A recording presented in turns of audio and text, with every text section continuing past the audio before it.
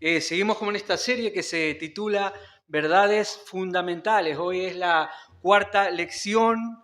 En las lecciones pasadas estuvimos tratando temas como Dios, su naturaleza y características naturales, sus características y obras morales, y Cristo, la expresión visible del Dios invisible. Hoy en la lección 4 toca hablar acerca del Espíritu Santo. Y como ya estuvimos estudiando acerca del Espíritu Santo hace unos meses, hoy traigo un resumen de todo lo que dijimos esos martes atrás. Es simplemente un resumen. Estuvimos hablando 2 meses acerca del Espíritu Santo. Hoy vamos a traer un breve resumen de lo más importante, de los puntos más importantes que tocamos en esa serie. Yo iba a omitir esta lección, pero creo que es importante volver a recordar, a repasar acerca del Espíritu Santo. ¿Alguien recuerda cómo se llamaba la serie? Se llamaba El Espíritu Santo, Maestro, Consejero y Guía del Creyente. Amén. Y lo primero que vamos a dejar bien claro es que al hablar del Espíritu Santo no estamos hablando de una fuerza, de un poder o de una energía. Estamos hablando de una persona. El Espíritu Santo no es algo, el Espíritu Santo es alguien. Es alguien con el cual nosotros podemos llegar a tener una relación íntima y personal. Es la relación más importante que el ser humano puede llegar a tener. Esa relación que puede llegar a tener con el Santo Espíritu de Dios. Y lamentablemente es algo que hemos dejado de lado. El Espíritu Santo parece que lo hemos olvidado en medio de la iglesia. Y es todo lo contrario. Cada día debemos trabajar por cultivar esa relación personal con Dios a través de su Santo Espíritu. Hay muchas evidencias en la palabra que demuestran que el Espíritu Santo es una persona y podemos mencionar algunas cualidades personales que posee el Espíritu Santo que las encontramos en la palabra de Dios. Cualidades quiere decir rasgos que indican cómo es y lo que Él es. Y en la palabra encontramos que el Espíritu Santo posee la cualidad de pensar, la cualidad de sentir y la cualidad de decidir. Dice la palabra que Él conoce las cosas que hay en Dios, que escudriña lo profundo de Dios. En 1 Corintios 2:11 nos dice esto, que Él es capaz de escudriñar, de conocer lo profundo de Dios. Dice también la palabra que el Espíritu Santo se entristece. Efesios 4:30 dice, no contristéis al Espíritu Santo. Esto nos habla de que el Espíritu Santo tiene emociones. Y también dice la palabra que Él reparte dones a la iglesia como Él quiere. Esto nos habla de que Él tiene decisión propia. Él reparte dones a la iglesia como a Él le parece. Esto está en 1 Corintios 12:11. Estos son cualidades de la personalidad.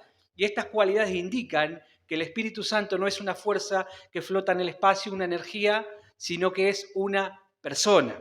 Amén. Otras religiones no creen esto. Otras religiones dicen que el Espíritu Santo es la fuerza activa de Dios, es el poder de Dios, pero la palabra deja bien claro que el Espíritu Santo es una persona. Amén. También el Espíritu Santo hace el papel en la iglesia de maestro, administrador y consolador. Juan 14:26 dice que el Espíritu Santo nos enseñará y nos recordará todas las cosas. Juan 16:13 dice que Él nos guiará a toda verdad.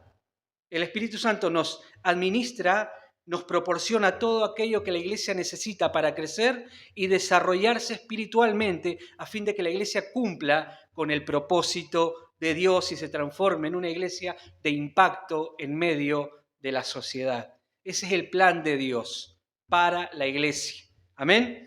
Como administrador, el Espíritu Santo da dones, poder, revelación, fuerza, sabiduría, fe, amor, etcétera, etcétera. Todo esto lo tenemos por medio del Espíritu Santo. Dice la palabra también que Él es nuestro consolador. Antes de ascender al cielo, Jesús, y sentarse en el trono de Dios, a la diestra del trono de Dios, dijo en Juan capítulo 14, verso 16, yo rogaré al Padre y Él os dará otro consolador para que esté con vosotros para siempre.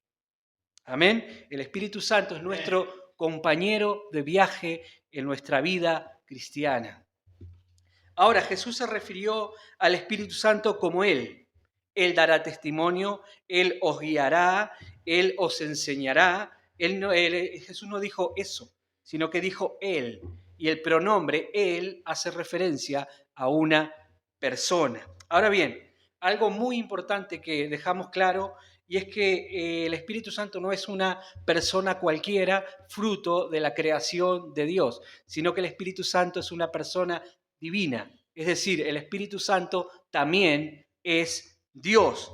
Hablamos de la Trinidad martes atrás, Padre, Hijo, Espíritu Santo. Los tres desempeñan tareas diferentes, pero los tres son un solo Dios en esencia. Como dijimos, esto de la Trinidad es bastante difícil de entender con nuestra mente finita, pero debemos aceptarlo por fe, que hay un solo Dios, pero manifestado en tres personas distintas, que actúan en una perfecta armonía y son una perfecta unidad. Así es Dios.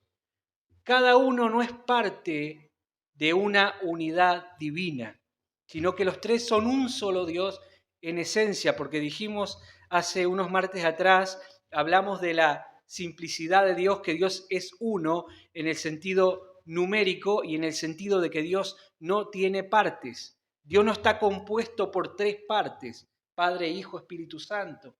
Dios es uno y los tres, Padre, Hijo, Espíritu Santo, son un solo Dios en esencia. No quiere decir que Dios podamos dividirlo en tres partes. Dios es simple de esta manera. Él es uno. Amén. Hay pasajes en la Biblia que nos muestran esto de la Trinidad, como Mateo 28, 19. Dice, vayan y hagan discípulos, bautizándolos en el nombre del Padre y del Hijo y del Espíritu Santo. Dijo en el nombre, no dijo en los nombres. Amén. Segunda de Corintios 13, 14 dice, la gracia de Jesucristo, el amor de Dios y la comunión del Espíritu Santo sea con todos vosotros. Vemos en este último pasaje la forma en que cada integrante de esta unidad divina ministra nuestra vida, trabajando de una manera conjunta y en perfecta armonía. Primero, la gracia de Jesucristo, quien derramó su sangre en la cruz del Calvario por nuestros pecados, el amor de Dios, quien amó tanto a la humanidad que entregó a su Hijo a morir en esa cruz. Y la comunión con el Espíritu Santo. Como dije, el Espíritu Santo es nuestro compañero de viaje en este trayecto de la vida, en este caminar cristiano. Él camina a nuestro lado. Amén. Ahora, otra evidencia de que el Espíritu Santo es una persona divina es que el Espíritu Santo posee los mismos atributos que son exclusivos de Dios. Él es santo, este es el nombre que se usa en el Nuevo Testamento, el Espíritu Santo. Él es eterno, dice Hebreos 9:14, que le llama al Espíritu Santo el Espíritu eterno. Nada es eterno, solamente Dios es eterno, en el sentido de que Dios no tuvo principio ni tiene fin. Se le llama al Espíritu Santo eterno porque Él tampoco tuvo principio ni tendrá fin, porque el Espíritu Santo también es Dios. Amén. Él es soberano, es omnipresente, es omnisciente, es omnipotente. Todos estos atributos de Dios los vemos en la persona del Espíritu Santo.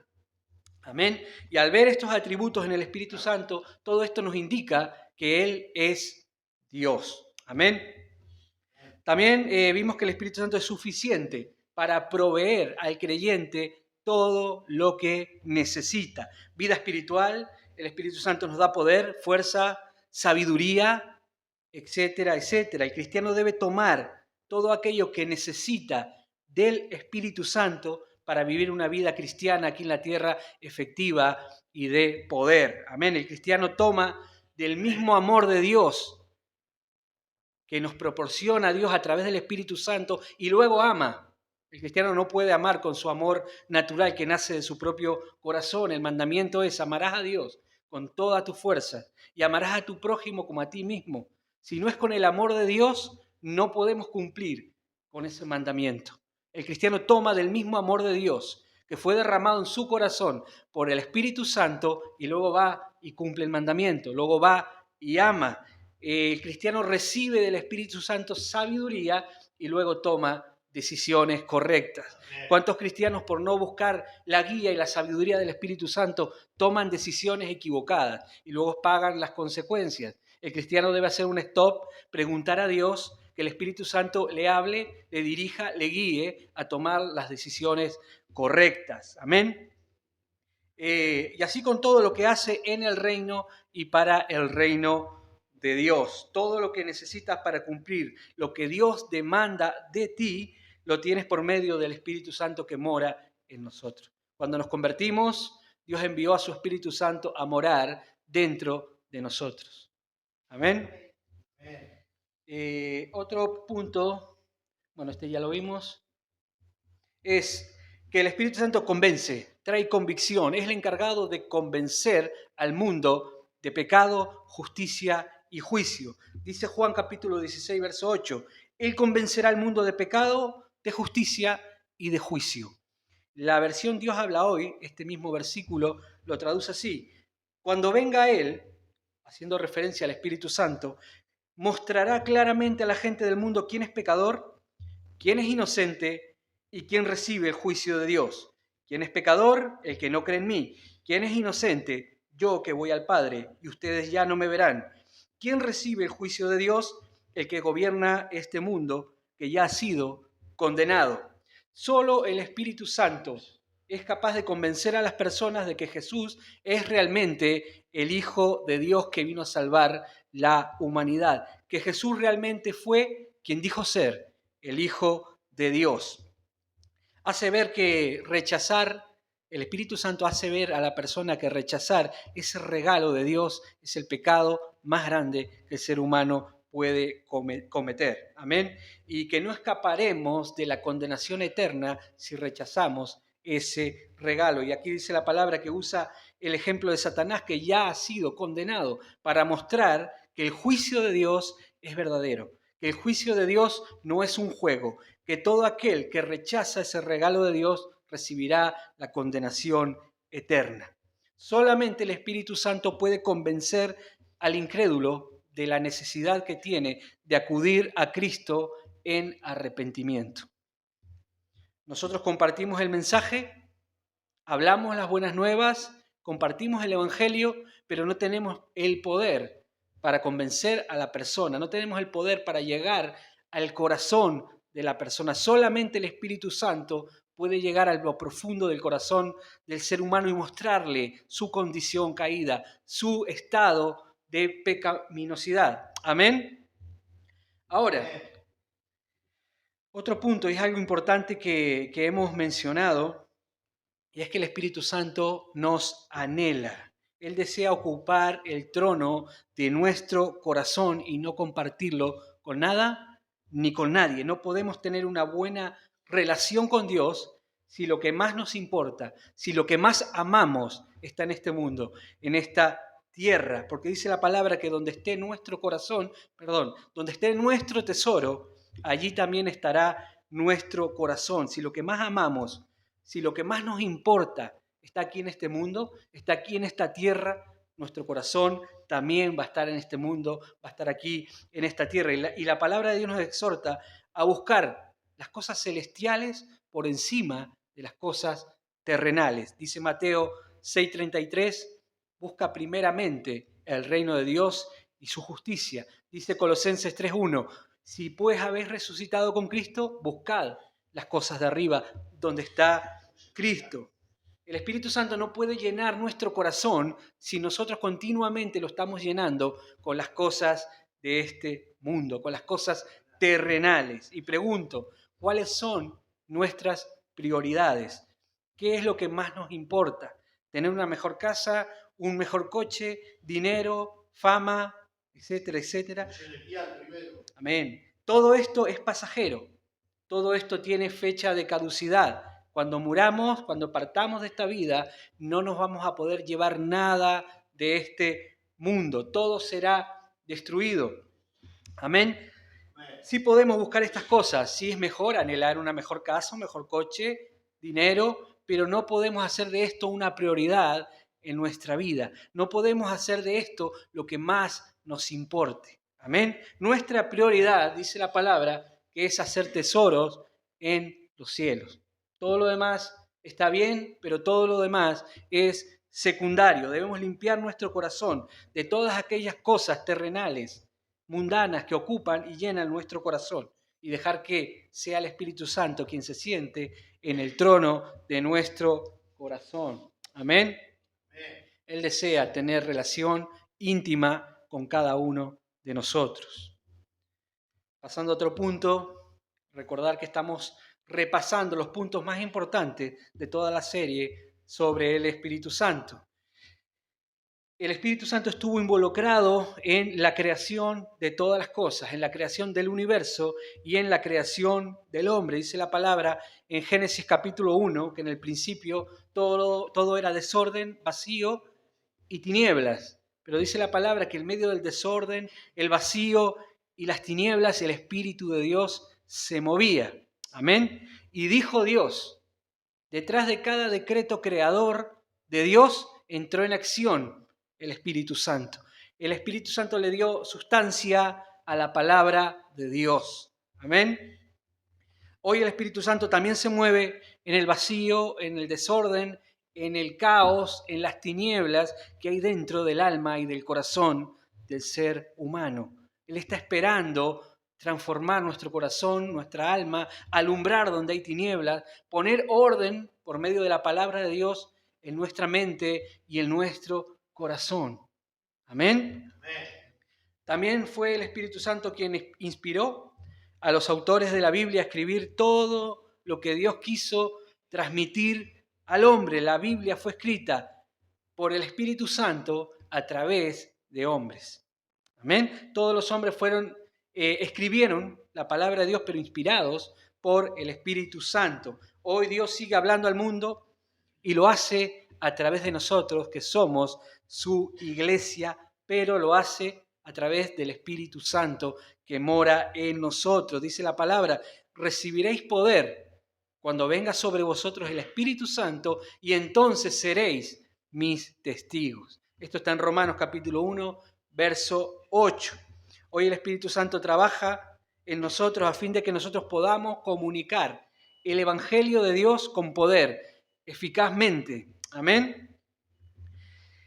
El Espíritu Santo nos capacita con poder, el Espíritu Santo nos enseña, el Espíritu Santo nos guía, nos capacita, nos recuerda las palabras de Jesús, nos da revelación, nos capacita con talentos, con dones espirituales, etcétera, etcétera, a fin de que nosotros podamos llegar a ser una iglesia efectiva y, como dije, de impacto en medio de esta sociedad. Sin el Espíritu Santo la iglesia no tendría sentido, no sería capaz de nada. Podría salir a predicar todos los días, podrían predicarse 1000 sermones desde el púlpito, podríamos cantar 1000 alabanzas, pero sin el Espíritu Santo nada tendría sentido. Amén. También estuvo el Espíritu Santo involucrado en todo lo que tiene que ver con Jesús.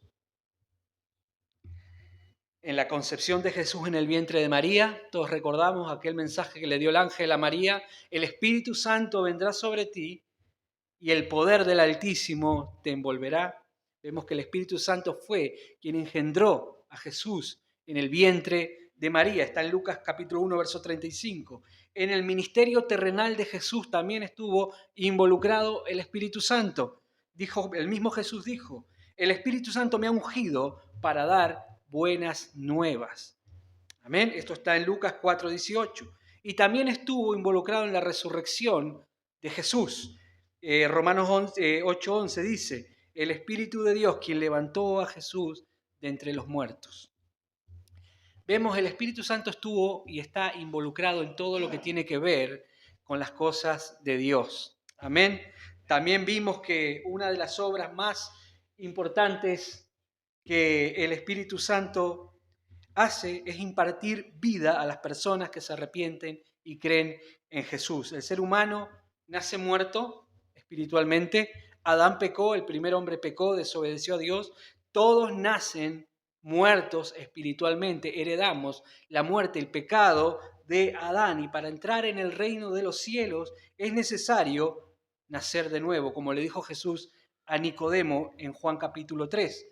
Es necesario nacer de nuevo. Aquí está hablando de nacer por el Espíritu Santo. Amén. Dice la palabra que Dios es Dios de vivos y no de muertos. Si el Espíritu Santo no ha hecho esta obra en la persona, aunque la persona venga a la iglesia, aunque la persona cante, lea la Biblia, la persona está muerta y no pertenece al reino de Dios. La religión no da vida, la religión no salva.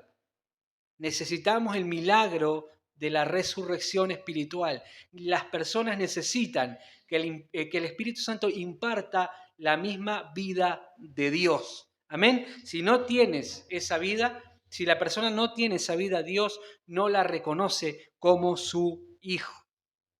Cuando nosotros nacemos de nuevo por el Espíritu Santo, pasamos de muerte a vida, de condenación a salvación, de estar bajo maldición a estar bajo bendición, de pertenecer al reino de las tinieblas a pertenecer al reino de su amado Hijo Jesucristo.